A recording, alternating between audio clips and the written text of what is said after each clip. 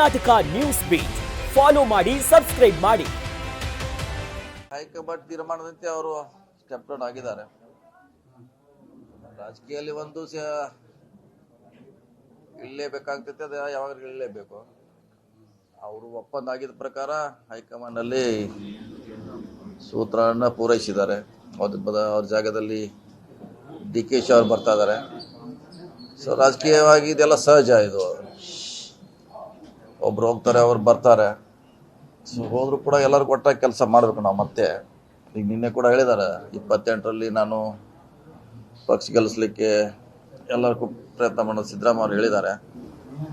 So ಅದರಲ್ಲಿ ಕೂಡಿ ಮಾಡ್ತೀವಿ ಅಷ್ಟೇ. ಅದರಲ್ಲೇನು ರಾಜಕೀಯದಲ್ಲಿ ರಾಜೀನಾಮೆ ಕೊಡೋದು ಹೊಸಬ್ರು ಆಗೋದೇನು ಹೊಸದೇನಲ್ಲ. ಸೊ ನೋಡೋಣ, ಇನ್ನು ಡೆವಲಪ್ಮೆಂಟ್ 3-4 ವರ್ಷ ಏನೇನಾಗುತ್ತೆ, ಯಾವ ರೀತಿ ಬೆಳವಣಿಗೆ ಆಗುತ್ತೆ ನೋಡೋಣ.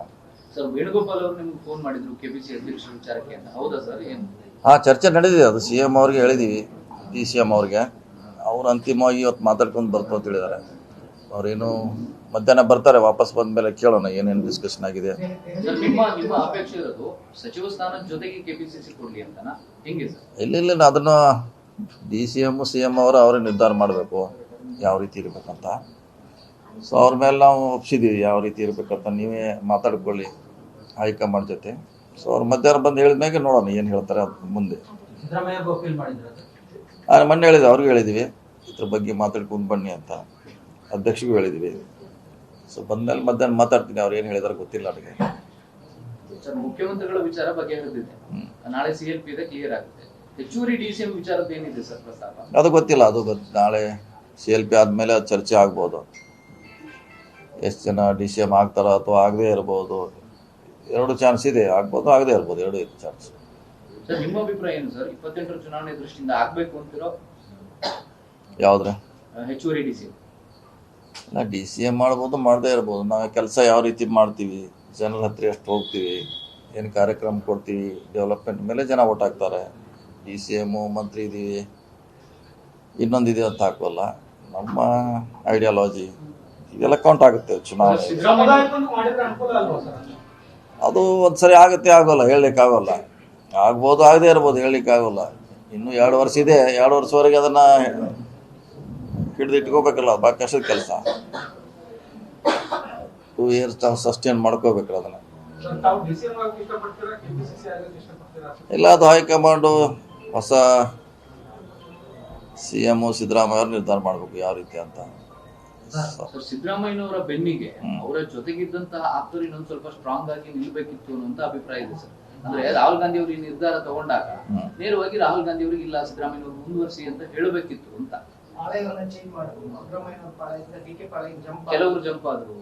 ಇಲ್ಲ, ಈ ಕಡೆ ಜಂಪ್ ಆಗೋದು ಏನು, ಅವರು ಏನು ಯಾರು ಕೇಳಿ ಏನೋ ಡಿಸಿಷನ್ ತೊಗೊಂಡಿಲ್ಲ. ಮುಂಚೆ ಏನು ಅಗ್ರಿಮೆಂಟ್ ಆಯ್ತು ಅದ್ರ ಪಕ್ಕ ಡಿಸಿಷನ್ ತೊಗೊಂಡ್ರೆ. ಇದರಲ್ಲಿ ಯಾರು ಹೇಳೋದು ಕೇಳೋದು, ಅವ್ರು ಸಹಿ ಮಾಡಿದ್ರು ಇವ್ರು ಸಹಿ ಮಾಡಿದ್ರು ಅದು ವಾಪ ಅಷ್ಟೇ. ಇದರಲ್ಲಿ ಯಾರು ಕೇಳಿ ಕೂಡ ಮಾತಾಡ್ಲಿಕ್ಕೆ ಅವಕಾಶ ಇಲ್ಲವೇ ಇಲ್ಲ. ಡೆಲ್ಲಿ ಹಂತಲ್ಲಿ ಆಗಿದೆ, ನಾವು ಹೇಳ್ತೀವಲ್ಲ, ಡೆಲ್ಲಿಲಿ ಆಗಿದೆ ನಮ್ಗೆ ಗೊತ್ತಿಲ್ಲ, ಪದೇ ನಾವು ಹೇಳಿದ್ದೀವಿ. ಡೆಲ್ಲಿಯಲ್ಲಿ ನಿರ್ಣಯ ಆಗಿತ್ತು, ಅಲ್ಲೇ ಅದನ್ನು ಮುಗಿಸಿದ್ದಾರೆ. ಮತ್ತು ಇನ್ನು ಬೆಂಗಳೂರಲ್ಲಿ ಅದನ್ನು ಚರ್ಚೆ ಮಾಡೋದ್ರಲ್ಲಿ ಇಲ್ಲ, ಇನ್ಸರಿ ಪ್ರಶ್ನೆ ಇಲ್ಲ. ಈಗ ಹೈಕಮಾಂಡ್ ಡಿಸಿಷನ್ ತೊಂದಾಗ ಪ್ರಶ್ನೆ ಬರೋದಿಲ್ಲ. ಅದು ಸಿದ್ದರಾಮಯ್ಯನವರ ವಿರುದ್ಧ ಸಹಿ ಸಂಗ್ರಹ ಮಾಡಿ ಅದೆಲ್ಲ ಸುಳ್ಳು, ಯಾರು ಮಾಡಿಲ್ಲ. 37 ಜನ ಮಾಡ್ರೆ ಮತ್ತೆ 200 ಜನ ಅವ್ರ ಅಭಿಪ್ರಾಯ ಬೇಡ. 37 ಜನ ಮಾಡ್ರೆ 200 ಜನದ ಅಭಿಪ್ರಾಯ ಕೇಳ್ಬೇಕಲ್ಲ. ಹಂಗ ಸುಮ್ಮನೆ ಯಾರೋ ಅದು ಹಾಕಿದಾನಂತೆ ಅದೇ ಚರ್ಚೆ ಬೇಡದು. ಮತ್ತೆ ಅವರೇ ಹೀರೋ ಆದ್ರಲ್ಲ 37 ಜನ, 200 ಜನ ಇಲ್ಲೋದ್ರ ಪ್ರಶ್ನೆ. ಅದೆಲ್ಲ ಸುಳ್ಳು, ಯಾರೋ ಒಬ್ರ ಹಾಕಿದಾರೆ ವಾಟ್ಸಪ್ದಲ್ಲಿ ಟ್ವೀಟ್ ಮಾಡ್ಯಾರಂತ ಪ್ರಮುಖ ಆಗೋಲ್ಲ. ಅದು ಯಾವುದೇ ಸಹಿ ಹೋಗಿಲ್ಲ, ಯಾರು ಚರ್ಚೆನೂ ಮಾಡಿಲ್ಲ, ಒಪ್ಪಂದ ಪ್ರಕಾರ ಆಗಿದೆ ಅಷ್ಟೇ. ಅದರಲ್ಲಿ ಸರ್, ಈಗ ಸಿದ್ದರಾಮಯ್ಯನವರ ಅನುಪಸ್ಥಿತಿ ಕಾಂಗ್ರೆಸ್ಗೆ ಕಾಡಲ್ವಾ ಸರ್? ಅಂದ್ರೆ ಹಿಂದೆ ವರ್ಗನ ಹೇಗೆ ಒಟ್ಟಾಗಿಡ್ತೀರಿ ಸರ್? ಇತ್ತಲ್ಲ, ಅವ್ರು ಹೇಳಿದ್ರಲ್ಲ 28 ನಾ ಇರ್ತೀನಿ ಅಂತಾರೆ. ಅಲ್ಲಿ ಅವ್ರಿಗೆ ಮತ್ತೊಬ್ರು ಅವ್ರ ಜಾಗ ತುಂಬಬೇಕು.